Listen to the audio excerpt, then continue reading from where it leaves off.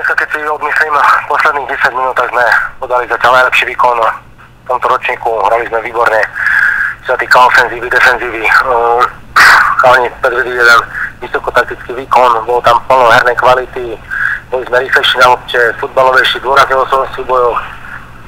Tak chlapci hrali dneska výborne, no hovorím, bohužiaľ, futbal sa hrá 90 minút a my v posledných 10 minútach sme urobili v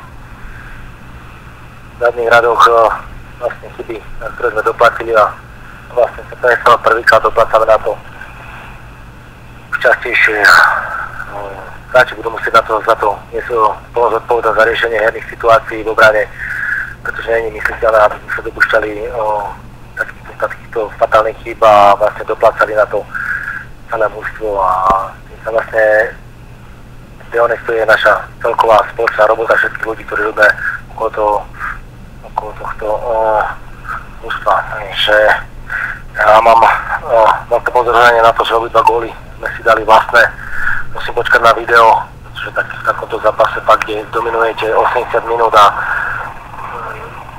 že ľudia vám tam tlieskali domáci a my sme schopní takýto zápas vyťažiť, tak jednotlivci budú musieť dobrať zodpovednosť osobnú za toto a toto sa nemôže stávať.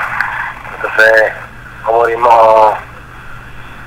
hráči podali fakt veľmi dobrý výkon, zatiaľ najlepší v tomto ročníku a nezaslúžili sme si dneska prehrať a dovolím si to ani remizovať, pretože sme boli jednoznačne lepší vo všetkom.